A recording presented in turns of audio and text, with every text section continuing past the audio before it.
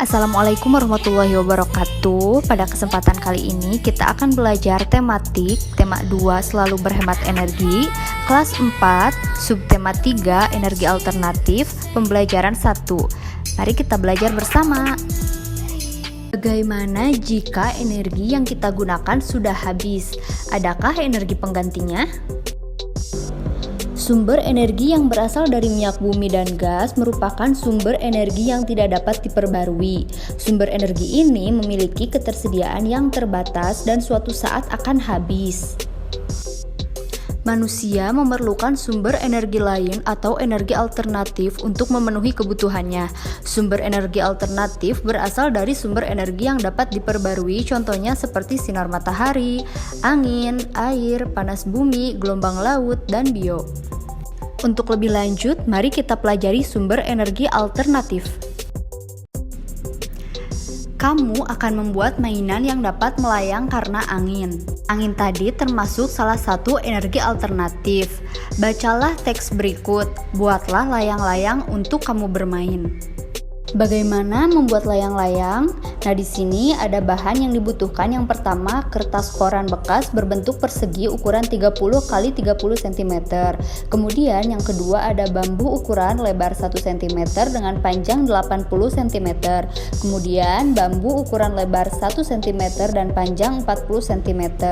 Yang keempat ada benang wol, yang kelima ada gunting, dan yang terakhir ada lem. Bagaimana cara membuatnya?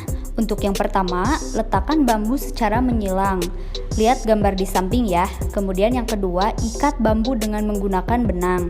Yang ketiga, ikat keempat ujung bambu dengan benang. Yang keempat, letakkan ikatan bambu di atas kertas koran dan jiplak. Kemudian yang kelima, tambahkan 2 cm untuk garis gunting.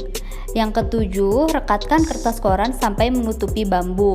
Yang kedelapan, tambahkan ekor pada bagian bawah layang-layang dengan menggunakan guntingan kertas koran. Kemudian yang selanjutnya, buat lubang di tengah yaitu dekat dengan penyilangan bambu. Selanjutnya, masukkan benang dan ikat ke titik persilangan, dan yang terakhir, ikatkan ujung yang lain ke ujung bawah rangka. Jadi, untuk cara pembuatannya bisa dilihat di buku tema atau bisa juga lihat ini ada di sampingnya ya. Jadi, ini cara-cara membuat layang-layang. Untuk selanjutnya, silakan kalian membuat layang-layang dan harus sesuai dengan cara pembuatan yang sudah kita pelajari ya. Selamat mengerjakan. Sumber energi alternatif merupakan sumber energi yang bukan sumber energi tradisional. Sumber energi tradisional adalah bahan bakar fosil seperti batu bara, minyak, dan gas alam. Sumber energi alternatif yang dikembangkan saat ini memanfaatkan sumber energi yang tersedia di alam dan tidak akan habis, yaitu matahari, angin, air, dan panas bumi. Untuk sumber energi alternatif yang pertama yaitu ada matahari. Matahari merupakan sumber energi utama di bumi. Hampir semua energi yang berada di bumi berasal dari matahari. Energi panas yang dihasilkan dapat digunakan untuk memanaskan ruangan, memanaskan air, dan keperluan lain. Dan saat ini anak-anak sudah dikembangkan bahwa dengan panas matahari ini bisa menghasilkan energi listrik dengan panel atau sel surya. Untuk selanjutnya ada angin. Angin adalah gerakan udara di permukaan bumi yang terjadi karena tekanan udara. Angin telah dimanfaatkan sejak dulu sebagai sumber energi pada perahu layar dan kincir angin tradisional. Nah, untuk saat ini, angin sendiri juga dimanfaatkan untuk pembangkitan listrik tenaga angin. Jadi, ada kincir angin yang menggerakkan generator.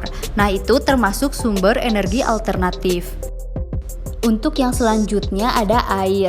Nah, air yang deras merupakan sumber energi gerak. Energi itu biasa dimanfaatkan sebagai pembangkit tenaga listrik.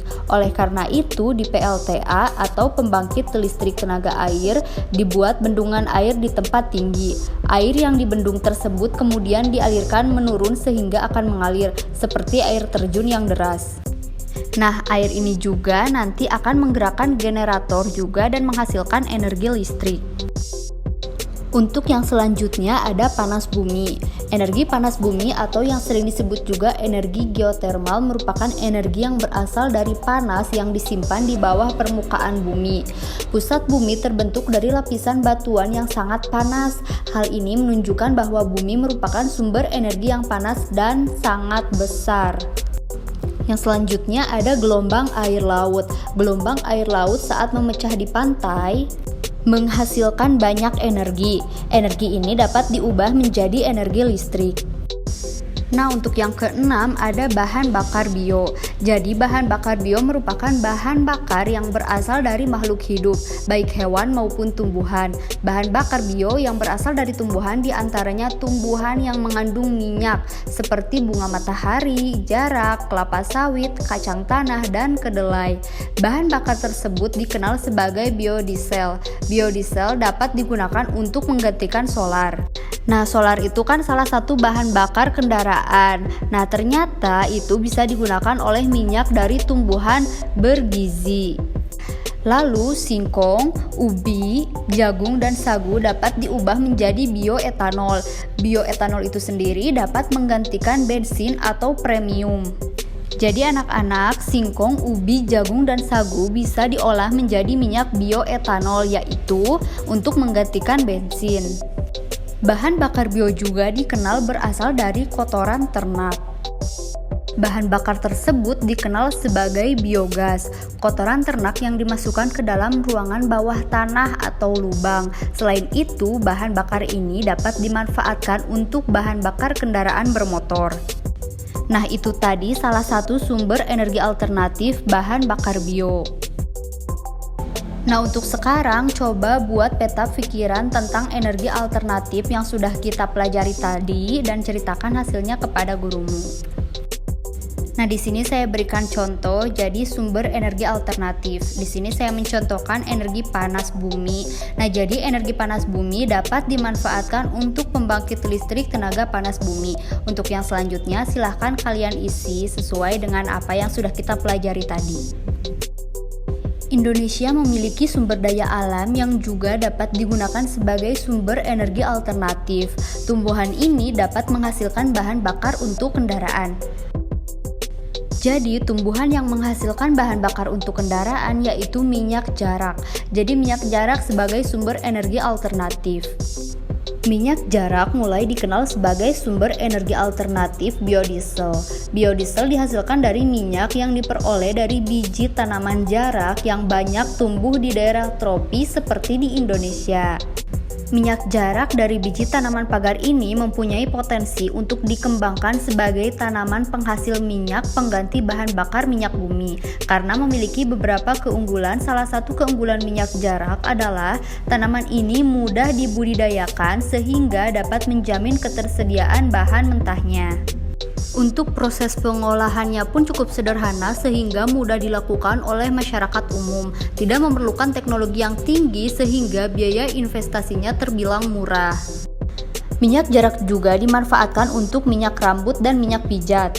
Kemasan minyak jarak dibuat lebih praktis sehingga memudahkan penggunanya. Minyak jarak dapat ditemui di pasar-pasar modern atau di warung. Pemanfaatan minyak jarak ini telah memberikan kesempatan yang baik dalam bidang pekerjaan.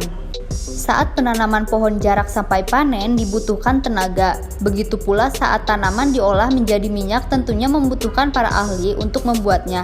Belum lagi kemasan yang menarik, pasti dibutuhkan tangan-tangan terampil untuk mengemasnya. Pemanfaatan minyak jarak yang banyak selain berdampak positif tentunya juga akan memberikan dampak yang kurang menguntungkan bagi masyarakat. Nah, ternyata biji jarak ini banyak sekali manfaatnya, tapi ada juga dampak negatifnya bagi masyarakat. Bisa saja masyarakat membabat habis tumbuhan-tumbuhan jarak lalu mengolahnya sesuka hatinya. Bisa jadi itu menjadi kekurangannya, tapi ternyata di sini minyak jarak banyak sekali manfaatnya. Untuk sekarang, tulislah pendapatmu tentang pemanfaatan tanaman jarak. Tulisanmu dapat memuat manfaat, kegiatan ekonomi yang dilakukan, dampak pemanfaatan yang berlebihan, serta solusinya.